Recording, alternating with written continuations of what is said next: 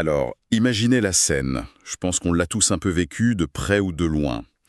Un patient sort d'une consultation, ordonnance à la main, la tête qui bourdonne un peu. Le Hmm. médecin, de son côté, il est content, il a tout expliqué, la posologie, l'observance, les effets secondaires. Le jargon habituel, quoi. Exactement. Mais voilà, une fois la porte refermée, c'est le brouillard. Hmm. Le patient rentre chez lui, il est face à ses boîtes de médicaments, et il se rend compte qu'en fait, il a presque rien retenu. C'était comme une langue étrangère. C'est ça. Il se sent un peu seul, et peut-être même un peu bête. Et ce sentiment, non seulement il est très courant, mais il est au cœur d'un enjeu de santé publique qui est massif. Et pourtant, on en parle très peu. Ce décalage, ça a un nom. C'est le déficit de littératie en santé. Voilà. Et il faut le dire tout de suite, pour que ce soit bien clair. Bah oui, Ça n'a absolument rien à voir avec l'intelligence de la personne. rien du tout. C'est une question de compétence dans un domaine précis, pas d'intellect. Absolument. Il ne s'agit pas de savoir lire ou d'avoir fait des études, mais de savoir naviguer dans cet univers de la santé, qui a son propre langage, ses propres codes. C'est souvent intimidant. Hmm. Et c'est précisément cet enjeu qu'on va explorer aujourd'hui. On va s'appuyer sur un texte très éclairant de Gilles Besson pour essayer de comprendre ce que c'est la littératie en santé, pourquoi c'est si grave quand elle manque, et surtout, quelles sont les solutions concrètes pour les professionnels. Et pour bien saisir l'ampleur du problème, le document nous donne un chiffre qui donne le vertige. Ah oui, En France, on estime que près de 40% de la population a un niveau de littératie en santé qui est limité. 40%. 40%. Il faut prendre un instant pour visualiser ça. Ce n'est pas une petite frange. C'est 2 patients sur 5 dans une salle d'attente. C'est presque 1 sur 2. Presque une personne sur 2 qui entre dans une pharmacie. Quand on le voit comme ça, on comprend que ce n'est pas un problème marginal. C'est structurel. C'est énorme et ça change toute la perspective. On ne peut plus penser que la bonne compréhension est la norme et que l'incompréhension est l'exception. C'est presque l'inverse. Alors, décortiquons un peu ce concept. Qu'est-ce qu'on met exactement derrière ces mots « littératie en santé » ? Alors la définition que donne le texte est très précise, et elle va bien au-delà de juste savoir lire. C'est un processus en 4 étapes. D'accord. C'est la capacité à trouver l'information, d'abord. Ensuite, à la comprendre. Puis à l'évaluer, c'est-à-dire est-ce que cette info est fiable. Et enfin, à l'utiliser pour prendre une décision pour sa santé. Chaque étape est une compétence en soi. Pour rendre ça plus concret, l'analyse décompose ça en 3 niveaux, un peu comme Poupée russe. des poupées russes. Le premier, le plus basique, c'est le niveau fonctionnel. Exactement, c'est le socle. La littératie fonctionnelle, c'est la capacité à gérer les tâches de base, quoi. Lire une notice de médicament, par exemple. Voilà. L'exemple le plus simple, c'est de comprendre la phrase « prendre 2 comprimés le matin ». Ça nous semble évident, mais ça ne l'est pas pour tout le monde. Ça inclut aussi de comprendre l'heure d'un rendez-vous sur Doctolib ou de savoir comment le prendre. Ce sont les rouages essentiels pour juste accéder au système. D'accord, ça c'est la base. Mais j'imagine que même si on lit parfaitement la notice, ça ne veut pas dire qu'on ose interrompre un médecin qui a l'air super pressé. Ah bien sûr que non. On a tous connu ça, même chez le garagiste. On hoche la tête quand il te parle du joint de culasse sans savoir ce que c'est, juste pour pas avoir l'air idiot.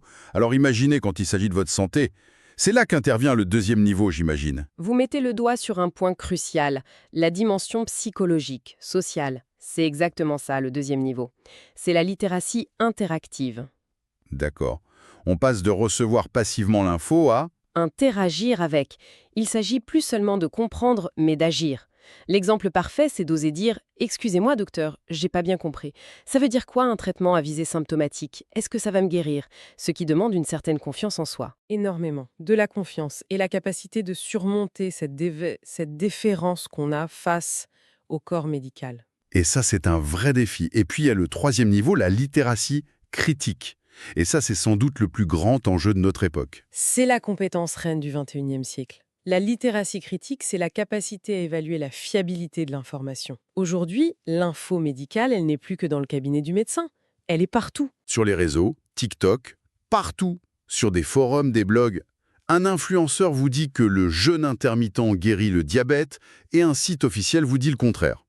La littératie critique, c'est avoir les outils pour se demander « Ok, qui parle? Est-ce qu'il est légitime? Il y a des preuves scientifiques? Il y a un conflit d'intérêts ?» C'est un travail d'analyse complexe même pour des gens très éduqués. C'est là que ça devient vertigineux. Si presque la moitié de la population a déjà du mal avec le premier niveau, le fonctionnel, on imagine le niveau critique. Et ça nous amène au cœur du problème, les conséquences concrètes de ce déficit. Pourquoi est-ce si grave? Les conséquences sont directes, elles sont mesurables et parfois dramatiques. Le texte en souligne plusieurs. Le premier, c'est la multiplication des erreurs de traitement. L'exemple donné est très parlant. Un patient peut facilement confondre à jeûne avec pendant le repas. Dans les deux cas, on parle de nourriture.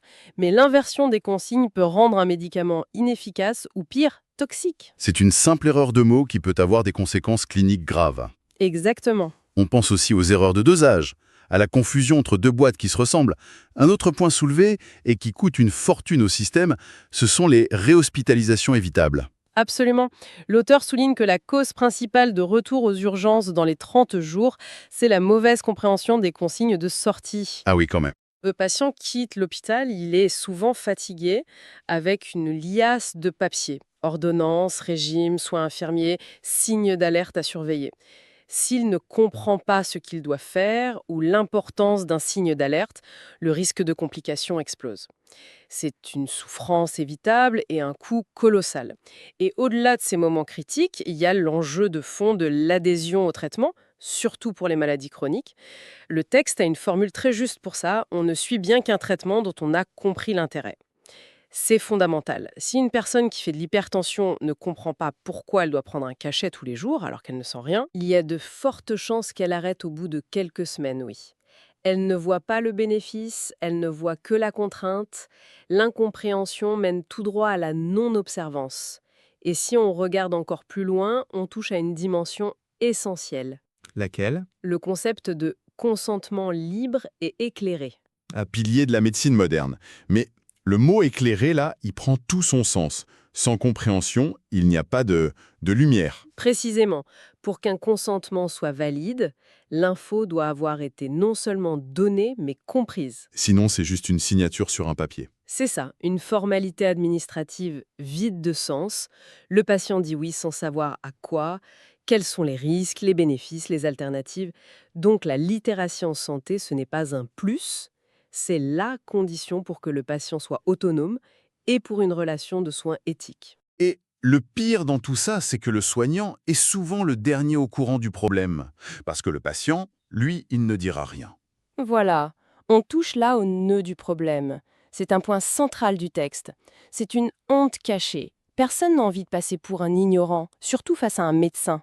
Du coup, au lieu de dire « j'ai pas compris », le patient va ruser. Oui, le texte appelle ça des stratégies de compensation. Ce sont des mécanismes de défense pour masquer la difficulté et sauver la face. Et c'est là que le professionnel doit devenir un détective, un observateur. Car les indices sont subtils. Ce sont des signaux faibles. Exactement. Et la liste de ces signaux est fascinante parce que c'est du vécu. Le grand classique, l'excuse des lunettes. Ah oui, j'ai oublié mes lunettes, je lirai ça tranquillement à la maison. C'est une échappatoire polie, en fait. Oui, la personne ne veut pas affronter la lecture devant le soignant et reporte ça à plus tard, quand elle sera seule. Un autre signe, c'est la délégation systématique. La personne qui répond toujours « Ah non, mais c'est ma fille qui gère tout ça » ou « Je verrai ça avec mon mari ». Bien sûr, l'aide des proches est importante, mais quand ça devient un réflexe pour éviter toute question, ça peut être un indice. Ça peut vouloir dire que la personne ne se sent pas capable de gérer l'information elle-même. Il y a aussi les indices plus directs. Les formulaires médicaux rendus vides ou remplis n'importe comment. Ça, c'est un drapeau rouge, normalement. Et puis il y a tout le non-verbal. C'est souvent le plus révélateur. Le texte parle du regard vide pendant une explication. Ou le hochement de tête un peu trop rapide. Voilà. Cet acquiescement systématique, ces oui-oui qui sont juste là pour clore l'échange au plus vite. C'est un oui de politesse, mais certainement pas un oui de convention. Le dernier exemple est peut-être le plus touchant. C'est le patient qui ne peut pas nommer ses médicaments, mais qui les décrit par leur apparence. Je prends le petit comprimé blanc du matin et la gélule bleue du soir. Ça montre que l'information essentielle, le nom, le rôle du médicament n'est pas passée. Seule la forme, l'apparence a été mémorisée. C'est très superficiel comme compréhension. Et l'analyse de tous ces signes, elle est cruciale, parce qu'elle nous invite à changer de regard. Ce ne sont pas des signes de négligence ou de désintérêt, non. Ce sont des appels à l'aide déguisés. Des signaux de détresse face à une information qui est perçue comme une montagne. Et la question pour le soignant, elle est immense. Comment je réagis à ça sans juger, sans mettre la personne mal à l'aise? C'est tout l'enjeu. Et c'est là que le document devient super utile, en proposant une solution très concrète, une méthode simple mais puissante, le teach back. Mhm. On pourrait traduire ça par reformulation ou pédagogie inversée. L'idée, c'est de changer radicalement la question qu'on pose à la fin d'une consultation. Il faut bannir à tout jamais la question piège par excellence. Est-ce que vous avez compris? Voilà. Parce qu'à cette question fermée, comme le dit l'auteur, il n'y a que 2 réponses possibles.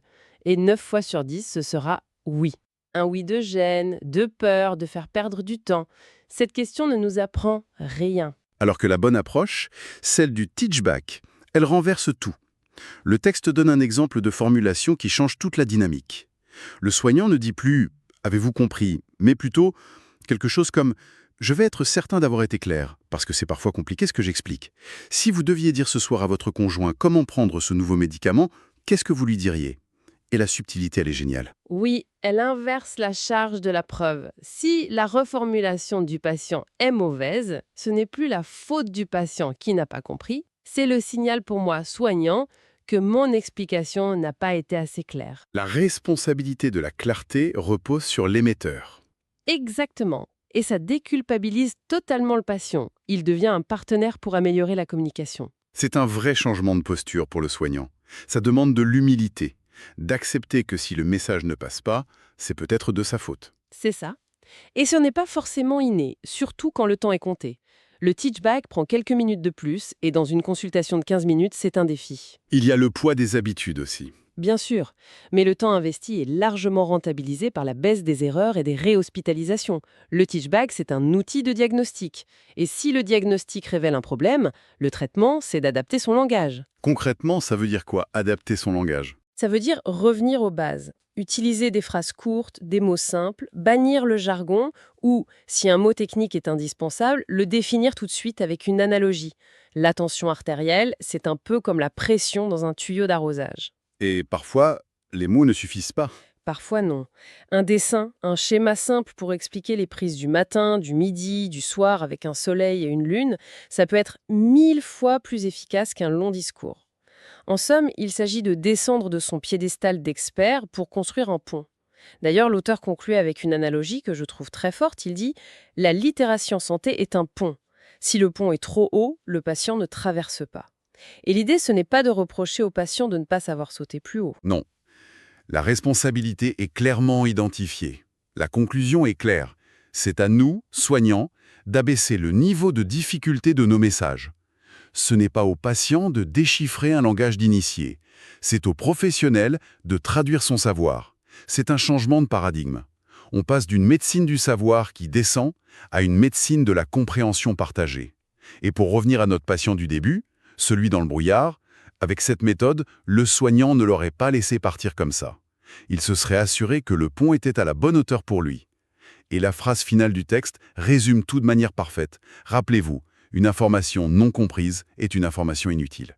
C'est lapidaire. On peut avoir le savoir le plus pointu du monde. S'il n'arrive pas à son destinataire de manière intelligible, il n'a aucune valeur pratique, il ne changera rien à la santé du patient. C'est de l'énergie et du savoir gaspillé. L'objectif, au final, c'est bien des soins plus sûrs et plus efficaces pour tout le monde. Une conclusion puissante, en effet. L'enjeu, c'est donc de transformer l'information en compréhension et la compréhension en action. Ce qui est fascinant, c'est que cette réflexion sur la littératie, elle dépasse très largement le monde de la santé. Complètement. C'est une grille de lecture qu'on peut appliquer à plein de domaines. Et ça nous amène à une dernière pensée, une question à laisser mûrir. Au-delà de cette relation patient-soignant, comment est-ce que cette idée de littératie, de responsabilité de celui qui sait, comment pourrait-elle s'appliquer ailleurs ? Je pense au droit, quand un avocat noie son client sous un jargon incompréhensible. Je pense à la finance, quand un banquier présente un produit d'épargne avec des termes si complexes que personne ne saisit les risques.